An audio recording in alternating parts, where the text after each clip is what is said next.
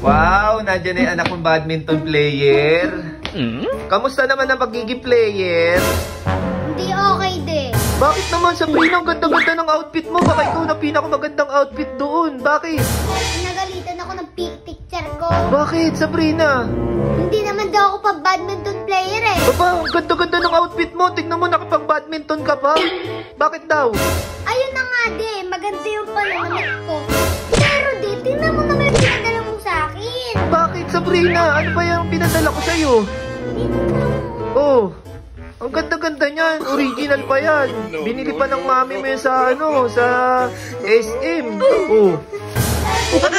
Bakit ganyan na napadala ko? Ah.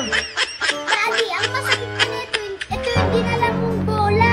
Bakit? Anong bola? Tanggol! Tanggol, Sabrina! Bakit hindi naman ako naglagay niyan? Daddy, kung naglagay nito, meron pa kang pang nagpatay ng lamok. Uy, Sabrina, bakit ba ganyan na nalagay ko?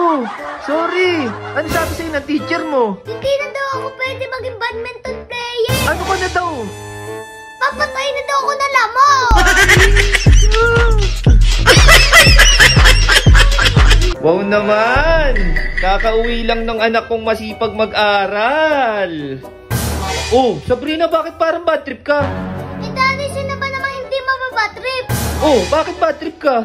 Ikaw na nga, hindi nakakain ng tanghalian. Pinagtawanan ka pa ng mga kaklase mo sa school. Oh, Sabrina, napakasarap ng isda ko niluto sa'yo. Ayun na nga, di, ang sarap nga. Favorite ko yung isda, masarap. Kaso, tinan mo itong pinabaho mo sa akin. Oh, bakit, Sabrina? Paborito mo yan, di ba? Naghirapan pa ako pagluto yan. Tignan ko nga. Oh, Sabrina, bakit ganyan na napalagay ko? Ba't ito nilagay mo? Pinagtawanan tuloy ako sa school. Wala, baka mami mo naglagay niyan, Sabrina. Naku, baka nagkapalit. Oh, ayun na nga, nagkapalit na nga. Kasi pareha siya. Oh, siguro ito nga talaga yung pagkain mo. Naku, yun nga yung pagkain mo. Sabrina, sorry. Baka mami mo naglagay niyan, hindi ako. Sabi ng mga kaklase ko, lansa daw ng bag ko. Oh, Wala na de. Pinagtawanan na ako sa school. bakit pinagtawanan ka ba nila? Ang lansa nga daw, ba't ito daw baon ko? Oh, Sabrina, bakit parang ang aga niyo umuwi? Oh, bakit parang bad trip ka na naman, Sabrina? Daddy, maaga ako umuwi ngayon kasi pinagtawanan na naman ako sa school. Oh, bakit na naman pinagtawanan ka sa school niyo? Eh, Daddy, tinatanong nila sa akin kung uma-extra daw ako ng trabaho pag gagaling ko sa school. Oh, anong trabaho naman nung ina-extrahan mo?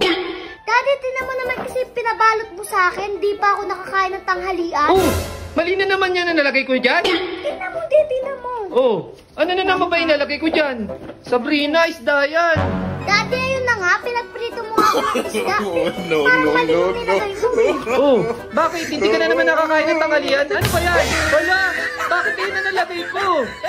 Sabi nila kung may extra daw ako ng manicure. Aba, Sabrina, sa mami mo yan eh. Naku, mami mo yung naglagay niya siguro. Baka nagkapalit ka naman. Naku, ito yata yung ulam mo.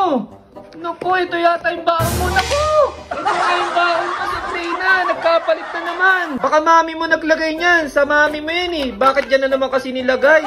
Sa baunan mo. Yan tuloy. Oh, ano sabi ng mga klase mo? Bakit pinagtawanan ka? Sabi nila kung lilinisan ko daw sila ng buko. Oh.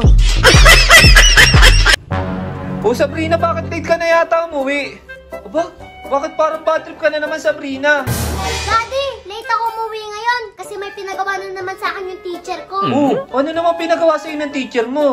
Daddy, ang masakit pa nito, pinagtawanan na naman ako sa school. Oh, bakit na naman pinagtawan ka na naman sa school? Daddy, tas di pa ako nakakain ng tanghalian. Aba, Sabrina, hindi na naman nalagyan ng pagkain yung baunan mo na yan? Di, tingnan mo naman, may laman yung baunan ko, pero iba. Anong iba? Hindi na naman pagkain yan. Hindi. Kasi wala ako kanina, Sabrina, baka mami mo naglagay niyan. Di, tingnan mo, oh. Oh, ano na naman ba yung nilagay dyan? O ano pa sabi ng mami mo? Ano daw ba baon mo kanina? No. Hindi. Oh, ano ba yan? Aba, Sabrina, bakit ganyan naman yung laman yan? Kaya ako late umuwi kasi pinagpahipa sa akin ng teacher ko yung mga polo na kakasi ko na butan.